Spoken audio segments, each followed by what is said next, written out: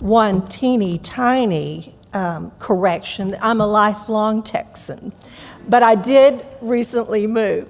I lived actually, well, that's kind of part of the presentation, so let's just get on with it. Here we go. Before I moved to the Texas Hill Country, I lived in Rockwall, so part of the Metroplex. I lived there for 43 years. Have grown up in the Dallas area. So, the DFW area was my home. But after my husband died, then I moved down between Kyle and Driftwood to be close to my son's family who live in Wimberley. Well, before I moved to the Hill Country, I attended First United Methodist Church in Rockwall, and it was December in 2019. And I will always remember this particular Sunday because as the service was over and my husband and I were headed out, I happened to see the adult son of my childhood friend. My childhood friend was Bonnie, and her son Josh attends the same church, except we had 4 services and we rarely saw each other. But on this particular day, I could tell there was something he wanted to tell me. He pulled me aside and he said, "Mom got the diagnosis." She was diagnosed with Alzheimer's. We all suspected, but it was still hard to hear. It was kind of that gut punch. Her mother had also had it. Early the next morning, I received a text from Bonnie, and Josh had asked me not to say anything, that she wanted to be the one to tell me. And I copied it and pasted it here because I wanted you to see what she wrote me. She said, "I want to let you know by text that I've begun a journey along my sweet mom's path of alls. I'm in the early stages for now, and it's easier to tell by text, and then I can easily talk about it. So happy to be seeing you today," because we had a scheduled lunch that particular day. There's a common saying that goes, if you've met one person with dementia, you've met one person with dementia, meaning that every person with dementia has a journey that's unique. And today, with her family's blessing, I want to share Bonnie's story with you because it is a story of faith and spirituality and dementia. As I noted, we were friends from the time that we were born. And I think this picture was taken we were both born in the 50s. And I think this picture was taken at our MYF, back then, Methodist Youth Fellowship, Valentine banquet, and we were double dating. Okay, this was the first date that we had had. It's a pretty big deal. Our mothers had been dear, dear friends, and they died just 3 weeks apart in 2008. And after my mother's service, Bonnie asked me a sobering spiritual question, and it kind of rocked my world. She said, "Would you rather face the end of life like my mother, lost in the fog of dementia and not fully knowing her situation, or like your mother, who was keenly aware of her pain from debilitating arthritis and the grief of losing your dad?" And it kind of took the wind out of me. And I said, "Bonnie, I don't know. I'm just glad I don't have to make that decision." But her question made me realize that she was already pondering the what ifs of the future. But what struck me the most was that she was more curious than she was afraid. And that came across in all that she did. She was a woman of deep faith, in this case, Christian faith. And if there are those here from other faith traditions, thank you for being here. And I hope you can still take something with you that you might have learned today. But she had walked closely with her mother, beside her mother, through that dementia wilderness. So when Bonnie was diagnosed, I realized she could be a master teacher for me. I interact with people in memory care, friends, others that I meet along the way, families who are caregivers for those in memory care, but I usually speak to a broader thing about aging. And I thought, Bonnie's going to be the master teacher for me. Dementia is a wilderness. It's a wilderness experience. There's so many unknowns and uncertainties. It can seem desolate. It can seem unfriendly. The terrain is uneven, and we stumble trying to find our way. There's exposure to the elements, like stares from people who don't understand. It can feel isolated and lonely. It can feel disorienting and normal life turned upside down. And all along the way, we may be asking, where is God? Where is God in this experience?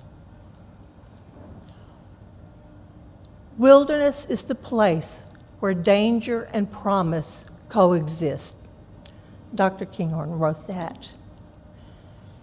And through a spiritual lens, it is a place of both desolation and beauty, of both fear and hope. From the wilderness, we learn that dependence and vulnerability are at the core of what it means to be human. So I want you to focus for a minute on those two words, dependence and vulnerability. Community cannot exist without dependence and vulnerability. How can I help you if you don't tell me you need help? We need each other. We need each other. That's what community is. And that requires being vulnerable. And people who don't like to ask for help are suddenly in a situation of, I need to ask for help. I need help. I quickly realized that Bonnie was already embracing that idea of dependence and vulnerability, because that luncheon that we had together immediately following her diagnosis, this is what she said: I will need my friends. I will need my family. My friends and my family will need each other, and we will all need our faith. She's the one that had dementia, but she was teaching me. And she always said this, and I want you to know, I'm going to find joy in the journey.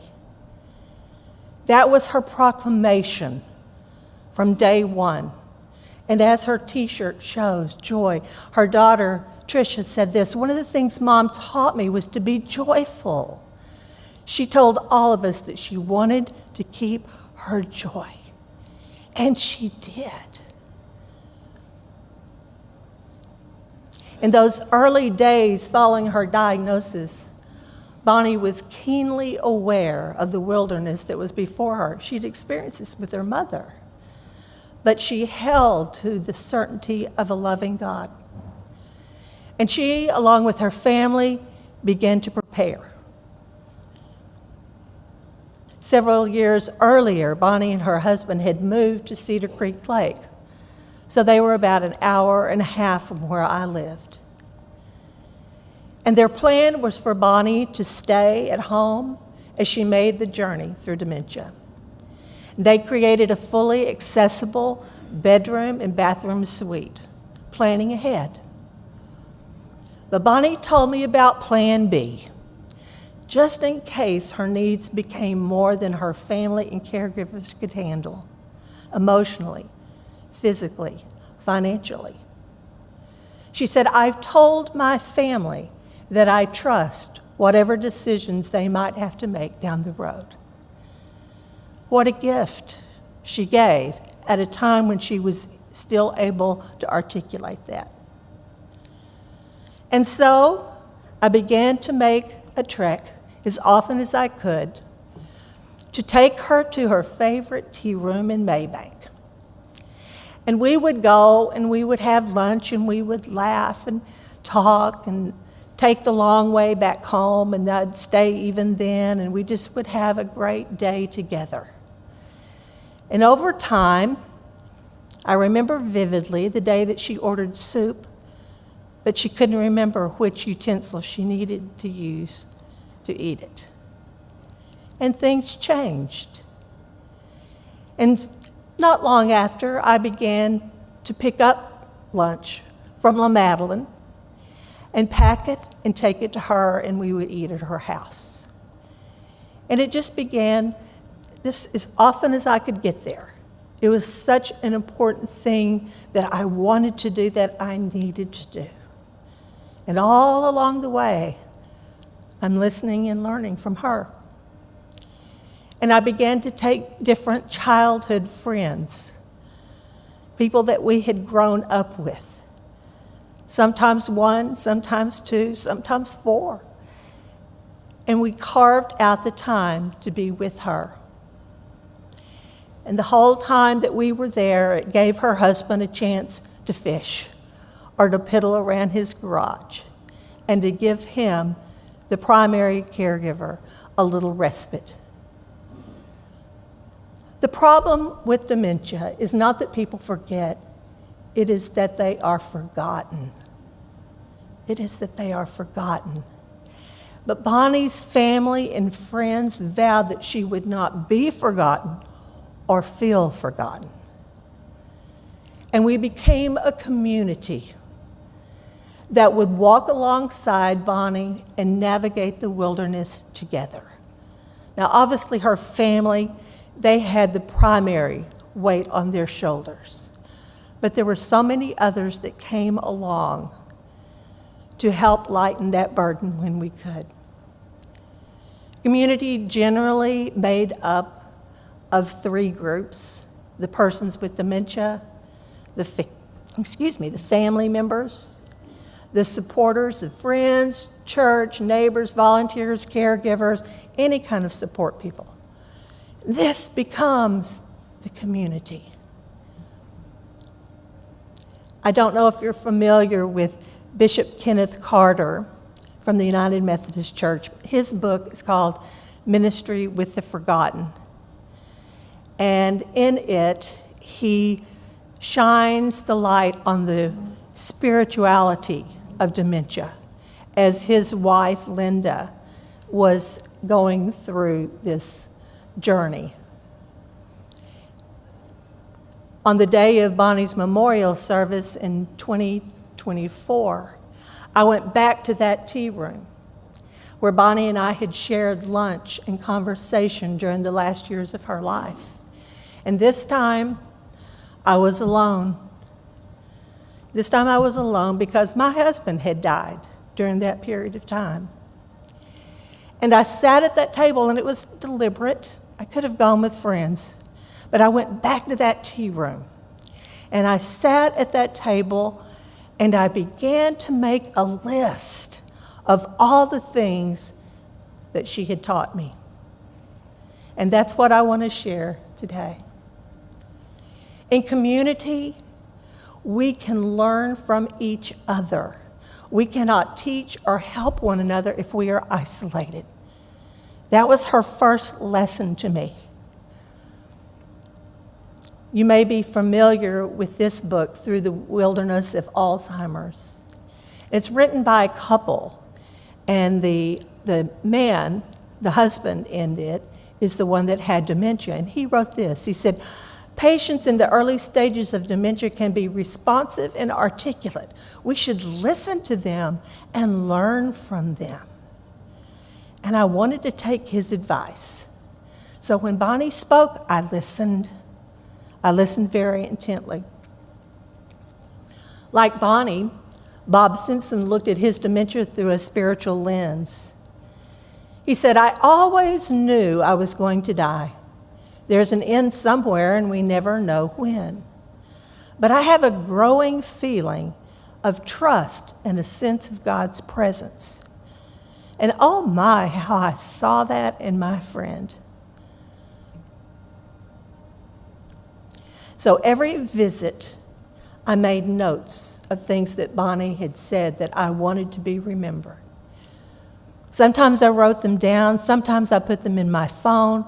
There was one occasion that I was by myself in the car and I literally taped them on my phone. But I did not want to forget these lessons that she was teaching. She was showing me the importance of intentional spiritual growth even when your mind is faltering. Even when your mind is faltering. She had a book nook with daily devotions, and she had done this for most of her life, but she continued it. I don't know at what point she was unable to read them, but she carried on as if she could. It became this holy habit for her. Hymns and worship music were always playing. They were such an important part, and I could hear her sing those hymns she would go back to. She read scripture as long as she could. She listened to it after she couldn't read it. And nature. She taught me to see God out in nature, even with that faltering mind, because she was aware, she had a screen in her bedroom that she could use the remote and make it go up and down. And so first thing in the morning, she would always make that screen go up. And when I'd be there to visit, she'd want to tell me about the birds. She'd show me the bird feeder. She would talk about, the sunrises, the sunsets, all the things that she was intentionally engaging in nature. I think she was determined to set her mind on things above, that she went into this journey with that mindset. We had a thing between us. I could ask her, "Where did you see God today?" And she might send a picture of a flower. And I might send her a picture of a redbird on the fountain in the back of my house. And then one day, she sent hamburgers. I thought, yeah, God's there. Even when Bonnie was not aware, she was teaching her community, including her adult children and her grandchildren, how to be faithful when life doesn't go the way you want it to go.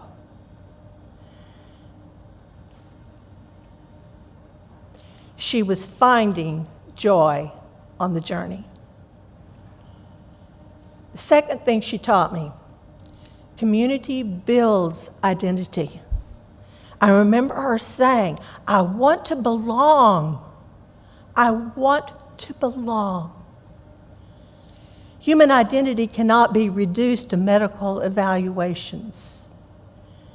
Bishop Carter writes, "We must shift from thinking of care for persons with dementia as a medical and social problem to thinking of it as a spiritual opportunity."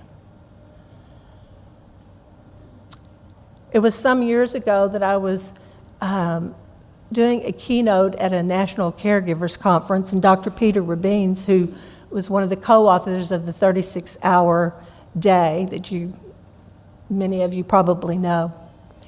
And in between times, we had our two sessions. He was keynoting one, I was keynoting another, and we had time just to sit and talk. And I had listened to all the things that he was talking about in the medical research and such important work they were doing and the progress that they were making.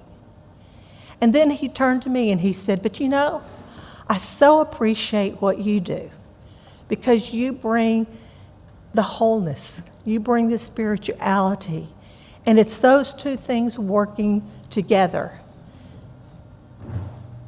We must separate the symptoms of the disease from the identity of the person." So important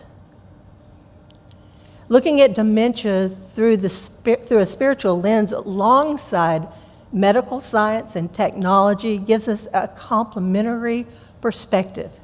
They go hand in hand. And as Bonnie said, in her words, "My brain is sick, but my soul is not." Write it down, Missy. Write it down.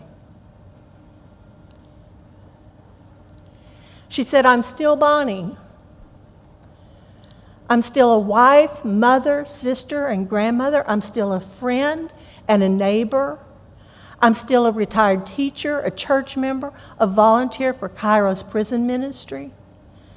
And I hope people will remember that I was more than an Alzheimer's patient." A person with dementia is a creature made in the image of God, imago Dei, and has inherent worth and dignity. Being a patient is not their defining identity, but it's easy to lose sight of that. Imago Dei, the image of God. So God created humankind in his image. Imago Dei. Connecting at the deepest level of common identity as beloved children of God. And so I wonder, what if we imagined the words Imago Dei on the forehead of every person, especially those with dementia? What if we imaged that? What if we imaged that? Dietrich Bonhoeffer writes, "Who am I? They mock me, these lonely questions of mine. Whoever I am, thou knowest, O God, I am thine."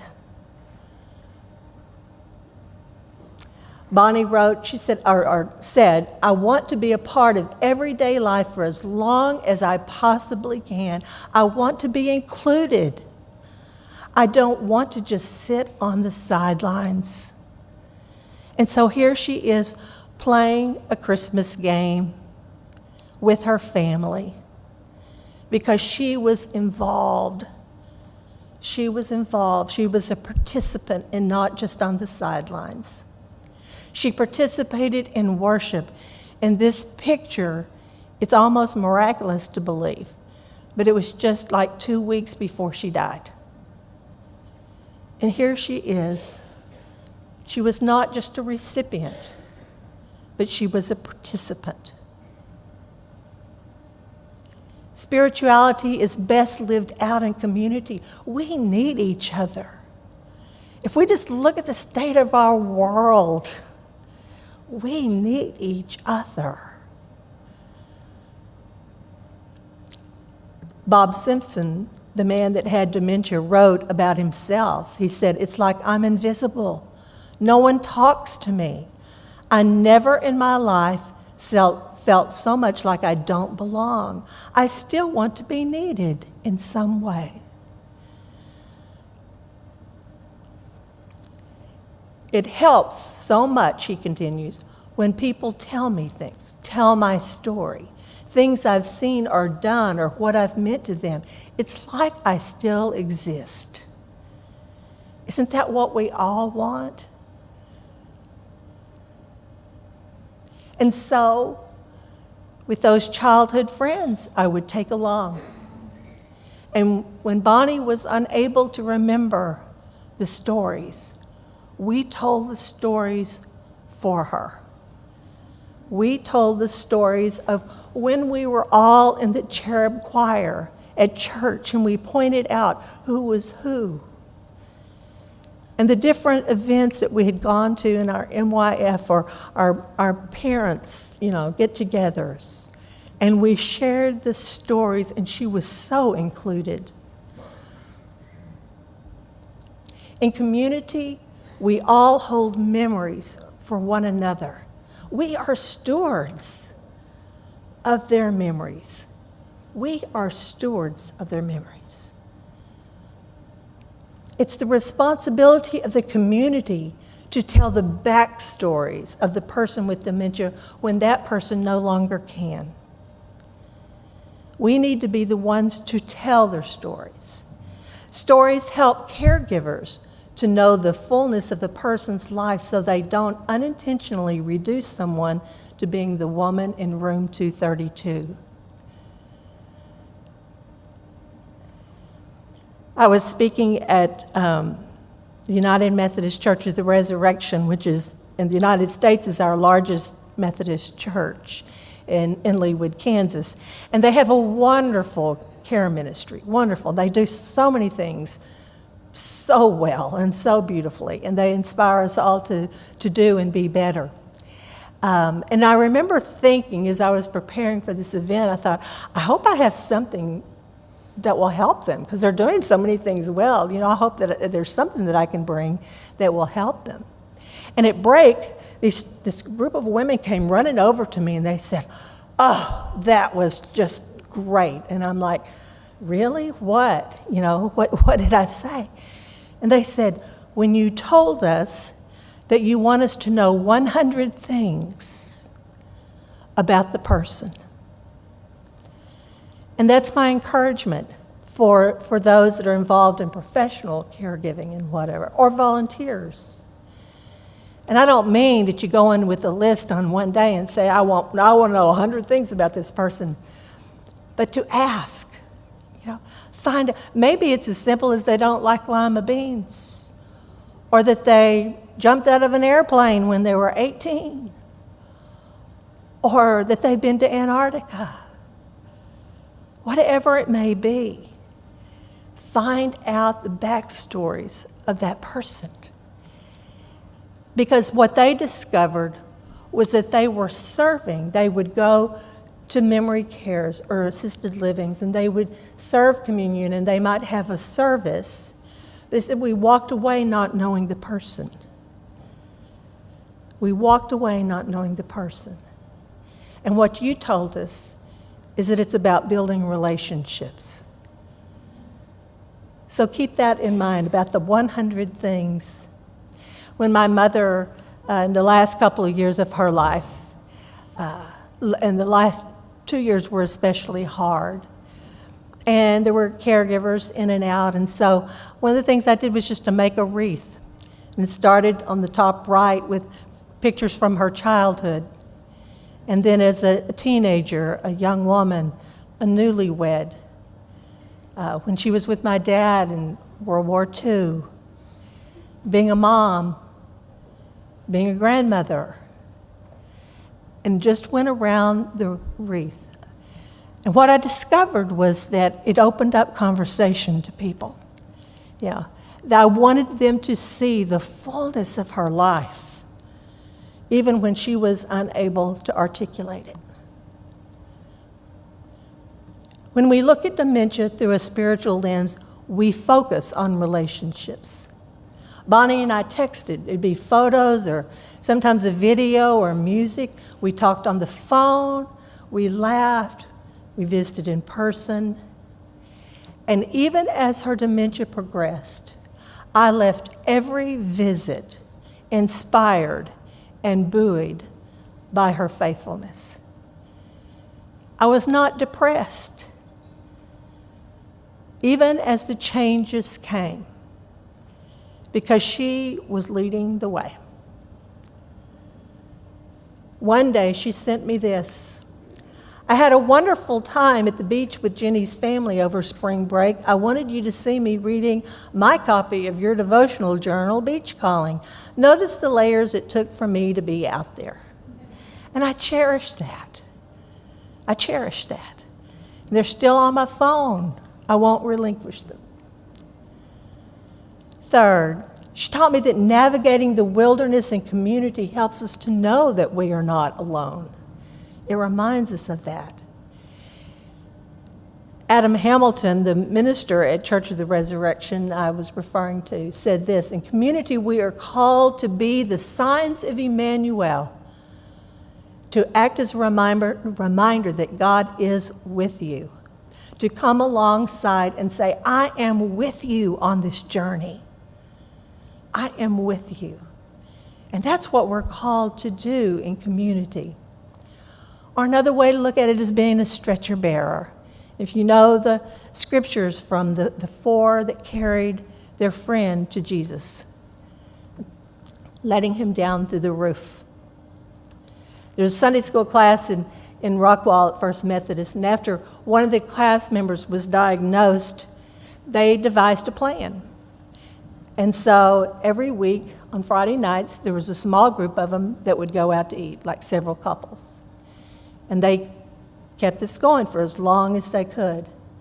They rotated to give his wife a day of respite. And then when he was unable to attend class, they took turns going to stay with him so that she could go to the class and church. They became community in a very specific way. I think about the neighbors that Bonnie had, and they invited Bonnie to walk their dog. She loved to take walks, and she loved playing with their dogs. And so they invited her to, and it gave her purpose, and it gave her joy to walk their dog. Community also offers much needed support for the caregiver. We need community to remind us that caregivers, they too are more than their caregiving role. And we must be careful not to reduce someone to just that caregiving role, because there's so much more. It's easy for caregivers to lose their own identity in the task of caregiving. Being in community, there is an opportunity to relieve some of the pressures of caregiving, offering them respite. Fourth, she taught me that community helps us lament and process fear and grief and worry in a healthy way. When I sent this photo to Bonnie after one of our visits with old friends, she called me later that day to say that she was sad because she couldn't remember all their names. And then she said, I told God I was upset. In her way, that was a lament. It was a lament. It was a change. God invites us to lament. Laments are those heartfelt prayers that express suffering and loss or change. And don't confuse laments with grumbling. And I hear people say this all the time. But if I lament, then I'm just going to be a grumbler. And I'm like, no. There's a difference here between laments and grumbling. For people of faith, a lament is that deep, holy expression of emotion, of loss, fear, weariness, despair. Grumbling is when you complain that there are raisins in the oatmeal cookies. Do you see the difference? The big difference. Instead of bottling up those negative emotions, laments direct the pain to God. They direct the pain to God so that we don't lash out at others. Lament is a powerful way of processing pain, deepening faith and bolstering resilience amidst suffering. As a spiritual practice, lament can help both the person with dementia and their caregiver.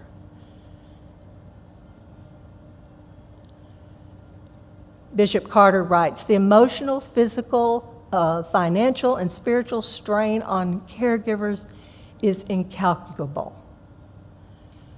Laments gave voice to my anguish at being separated from Linda and seeing her agony and confusion.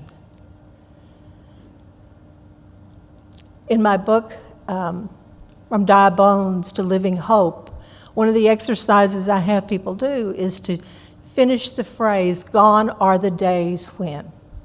Gone are the days when. So I asked Bonnie to do this. I said, how would you finish it? Gone are the days when. She said, I could drive, Gone are the days when I could drive. Gone are the days when I could do needlework like I used to.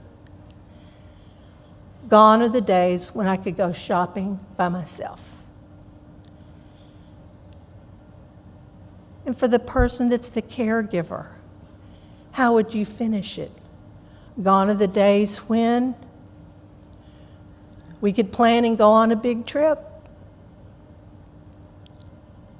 When I could count on my loved one to do the taxes. When we could have in-depth conversations about the national news.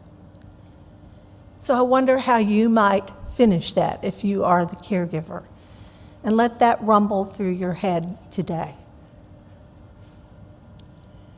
Worrisome thoughts reproduce faster than rabbits.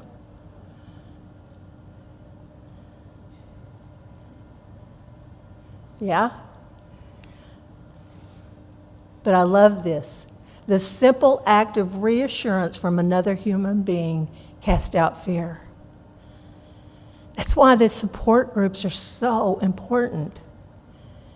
When you can be with others who are experiencing similar things, similar worries, somehow or another those worries seem less. Recognize that laughter is God's gift for the hard seasons, because where there is laughter, there is hope. And oh my, how Bonnie embodied that. If I can keep laughing, it's much more bearable. Fifth, in the last series of things that she told me, community creates a womb of love that births our loved ones into new life. And this idea was Dr. Kenneth Carter's again. And while Bonnie wasn't able to articulate this, I saw it lived out in particularly the last few weeks of her life. As her family came around and invited friends to be there, and I thought, this is that womb of love.